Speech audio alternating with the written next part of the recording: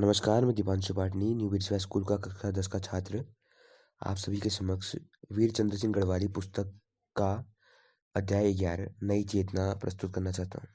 लड़ाई लड़कर मौत के पंजे से बचकर घर आए सिपाही का आनंद दुगना हो जाता है और परिवार वालों की खुशी का तो ठिकाना नहीं रहता। चंद्र सिंह के 2 महीने घर पर बहुत अच्छी तरह बीते।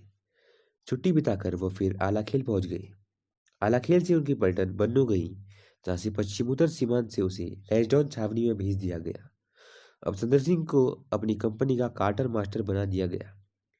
इन्हीं दिनों उन्होंने फौजी स्कूल के दूसरे दर्जे का इम्तिहान भी पास कर लिया। प्रशंसा करने पर सत्यार्थ प्रकाश को भी उन्होंने पढ़ा। फिर वह पूरे आर्य समाजी हो गए। सत्यार्थ प्रकाश के पढ़ लेने तथा आर्य समाजियों के उपदेशों को सुनते सुनते अब चंद्र सिंह में भी धार्मिक लगन आ गई।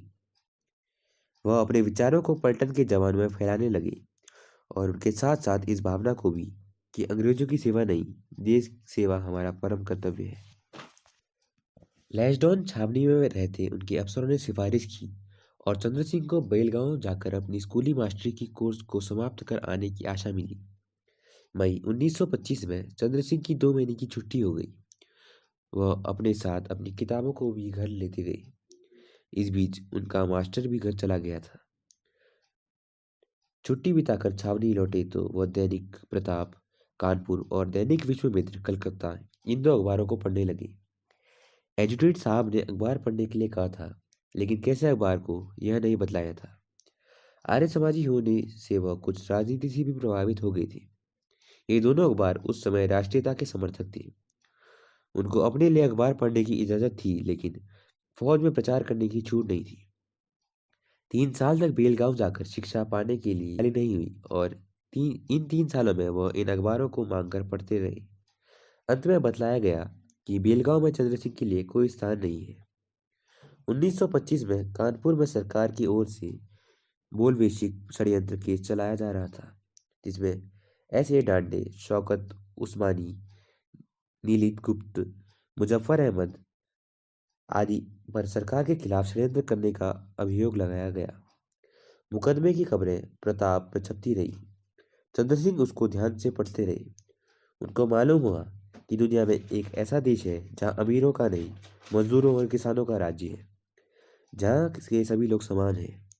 रूस के बारे में जो खबरें अखबारों में छपती, उन्हें वह बड़े चाव से पढ़ते। नवंबर 1925 में पलटन विषय अभ्यास के लिए लैंसडाउन से डिपोवेन चली गई। चंद्र सिंह और उनके स्कूल मास्टर छावनी में ही छोड़ दिए गए। उस समय चंद्र सिंह डिपो के कार्टर मास्टर थे। वहां से लौटने के बाद अक्टूबर 1926 में पलटन को सैनिक अभ्यास के लिए बरेली भेज दिया गया। इस समय भी चंद्र सिंह और उनके मास्टर डिपो में छोड़ दिए गए। उन्होंने कार्टर मास्टरी करके अपनी पढ़ाई जारी रखी। इसे कहने की आवश्यकता नहीं कि छावनी के सारे पलटन के चले जाने पर चंद्र सिंह को कुछ और भी आज़ादी मिली। इसी समय उनके हाथ में देश दर्शन और भारत भारती 2 किताबें लगी। पहली पुस्तक के पढ़ने से उन्हें अपने परतंत्र देश की दयनीय बातों पता चली और महती शरण गुप्त की भारत भारती तो उस समय राष्ट्रीयता का वेद समझा जाता था। मार्च 1927 में उनकी बटालियन लौटकर लैंसडाउन आ गई। इसी वक्त पलटन के कुछ चुने हुए आदमी की चांदमारी कराई गई। चंद्र सिंह उनमें अव्वल निकले। उन्होंने 1 मिनट में अपनी राइफल से 46 गोलियां चलाई और 100 गज के फासले पर रखे निशान में सभी 12 इंच के भीतर लगी। उनके साथ एक दूसरा शिक्षक भी अव्वल आया था। यद्यपि वह 1 मिनट में 20 गोलियां कम दाग सका था, लेकिन उसकी सभी गोलियां निशाने पर 1 रुपये के भीतर लगी थी। दोनों को बटालियन के सामने नमूने के तौर पर पेश किया जाता था। 72 रंगरूटों की टोली C डिवीजन से A डिवीजन में जाने की कसम खाने के लिए आई। इन रंगरूटों में 7 शिक्षक थे। 2 महीने की शिक्षा के बाद 72 रंगरूटों को एक साथ कसम खिलाकर डिसमिस करते समय चंद्र सिंह ने उन्हें संबोधित करते हुए कहा, जवानों, आज हमें बड़ी खुशी है कि आपने कदम उठा ली और अब रंगरूट के पक्के सिपाही बन गए। मैंने और मेरे शिक्षकों के सिखाते वक्त जो दुर्व्यवहार किया हो उसे क्षमा करना। जब आप अपनी अपनी पलटनों में जाएंगे तो हमें उम्मीद है अब हमको नहीं भूलेंगे। नरेंद्र ने फिर ने कहा, जवानों, आप कसम खा चुके हैं और मुझे विश्वास है कि आप जैसे समझदारों को दोबारा कसम खाने की जरूरत नहीं होगी। सबने कहा, नहीं नहीं। तो जवानों, एक बात कहूँ, कसम खाने के दिन मिठाई बांटने का बेकार का रिवाज चल पड़ा है।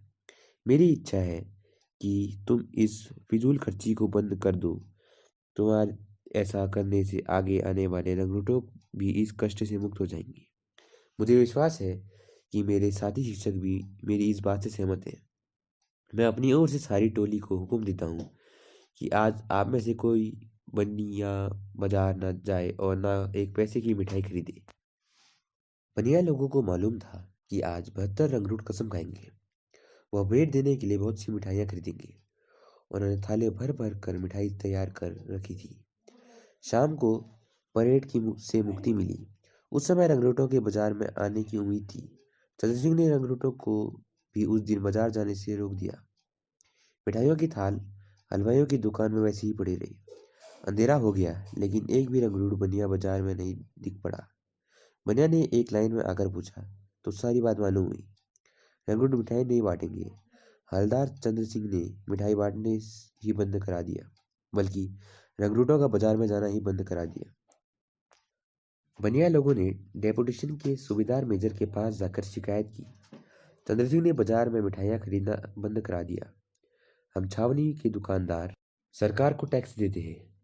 ऐसा होगा तो हम टैक्स कहाँ से देंगे और कहाँ से अपना गुजारा करेंगे। सूबेदार मेजर ने चंद्र सिंह को बुलाकर पूछा, क्या तुम अपनी हुकूमत चलाना चाहते हो? जवाब दो, नहीं तो कर्नल साहब के सामने तुम्हारी पेशी होगी। चंद्र सिंह ने बड़ी शांत भाव से कहा, जनाब, मेरी पेशी करा दीजिए, मैं कल वही जवाब दूंगा। अगले दिन रविवार था। गढ़ उसने शाबाशी देकर चंद्र सिंह को छोड़ दिया और पीछे गढ़वाली ओहदेदार को भी फटकारा। सन उन... सन 1909 के करीब लैसडॉन के पास एक नाले में कसाई खाना खोल दिया गया। गढ़वालियों को पता था कि यहाँ गौवध होता है। नाले वाले मकान में 3 मुसलमान कसाई रहते थे। वह रात के वक्त गाय को लाकर मारते, गोमांस वहां से अंग्रेजों के बंगलों में पहुंचा देते। गढ़वाली हिंदू सिपाही इसे बहुत बुरा मानते थे। कितने ही साल तक वह सब बेबस होकर देखते रहे। रात के वक्त चंद्र गढ़वाली सिपाही उस घर में गई, तीनों कसाईयों को मार गायों को खोलकर रात ही को अपने बैरकों में चले आए। दूसरे मुसलमानों ने कसाईयों के मारने की रिपोर्ट दी, लेकिन जब सारी पलटन ही सहानुभूति कातिलों के साथ थी तो उनका पता कैसे लगता। कसाईयों के मारे जाने का सवाल नहीं था, बल्कि अब अंग्रेज अफसरों को गोमांस नहीं मिल सकता था। गढ़वाली सरदारों ने अपने स्वामियों के लिए कुछ करने का निश्चय किया। इंजी हजूरों के ने यह फैसला किया कि अंग्रेजों के लिए 12 और 2 बजे के बीच में रात को गाय मारी जाए और मांस को रातों रात बंगलों में भेज दिया जाए। अब वही रिवाज यहाँ चल पड़ा था। जब दुकानें नीलाम की जाने लगी तो उस कोठरी को एक मुसलमान ने ले लिया। नीलाम होते ही हिंदुओं को पता लग गया कि वहाँ गोमांस बेचा जाएगा। यह खबर सुनकर उनमें बड़ी खलबली मच गई। आर्य समाजी इस आंदोलन में सबसे पहले थे। छुट्टी का दिन था। लैसडॉन छावनी से 3 मील पर स्थित जेठाखाल में देवी का मेला था। मेले में व्याख्यान भी था। केदार सिंह भंडारी, दौलत सिंह रावत और चंद्र सिंह तीनों आदमी व्याख्यान सुनने बैठ गए थे। व्याख्यान समाप्त होते ही चंद्र सिंह ने सभा को बतलाया कि किस तरह गोमांस बेचने के लिए सब्जी मंडी में इंतजाम किया गया है। सभा के सभापति ने कहा कि यह बात सच है तो लिख कर दें। चंद्र सिंह ने कहा, मैं फौजी आदमी हूँ, मेरे लिए ऐसा करना ठीक नहीं होगा। आप इसकी जांच कर लें, फिर दरखास्त दें। उसके जांच करने पर बात सच्ची साबित हुई।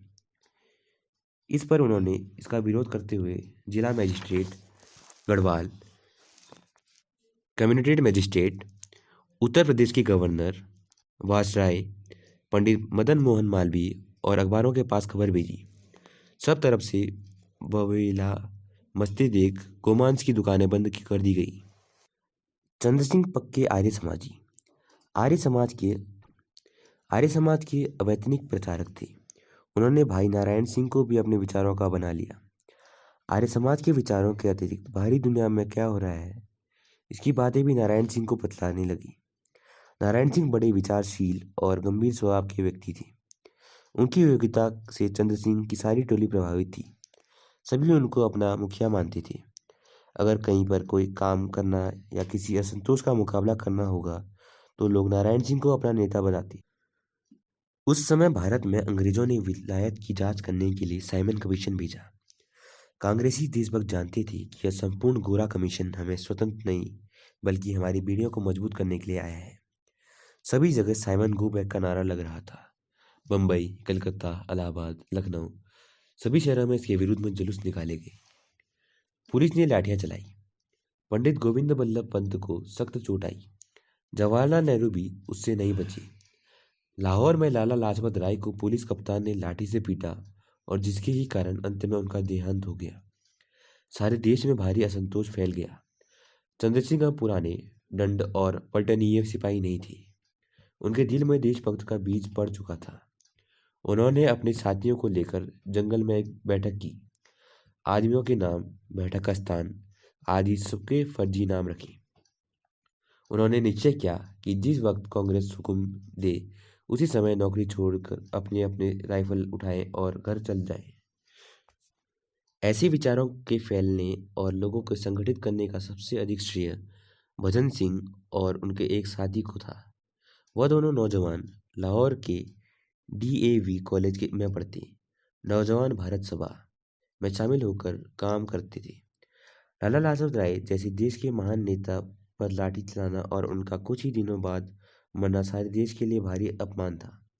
देश के नौजवान बदला लिए बिना नहीं रह सकते। भगत सिंह के नेतृत्व में उनके साथियों ने बदला एक अंग्रेज अफसर को मारकर लिया। कुछ समय बाद भगत सिंह और उनके साथी पकड़े गए। उसी समय भजन सिंह अपने मित्र के साथ आकर फौज में भर्ती हो गए। चंद्र सिंह को अतिरिक्त समय में सिपाहियों को भारी लड़ाई की शिक्षा देने का हुक्म था। वह किसी जगह ले जाकर पहाड़ी जमीन का नक्शा बनाकर लोगों को बैठा देते और देश में क्या हो रहा है इस पर लेक्चर देते। अगर बीच में कोई अफसर मुआयना के लिए आ जाता तो फौजी डंडे का लेक्चर देने लगते। अफसर को क्या पता लगता कि यहाँ क्या हो रहा है। इसी समय भाई नारायण सिंह को हालदार बनाकर पलटन में भेज दिया गया। चंद्र सिंह को इसका बड़ा दुख हुआ क्योंकि वह जिस काम को कर रहे थे उसमें नारायण सिंह सबसे बड़े सहायक थे। एक दिन बिगुल मेजर मेहर सिंह ने कहा, चंद्र सिंह, आपके भी पलटन में जाने का समय नजदीक है। जिस दिन जाओगे उस दिन मुझे क्या दोगे? चंद्र सिंह ने कहा, जो आप कहें। बोलो, वचन देते हो? हाँ, वचन देता हूँ, चंद्र सिंह ने कहा। तो तंबाकू पीना छोड़ दो। चंद्र सिंह ने कहा, गुरु, इस साधारण सी बात के लिए आपने क्यों वचनबद्ध कराया? लीजिए, अब से मैं तंबाकू नहीं पीऊंगा।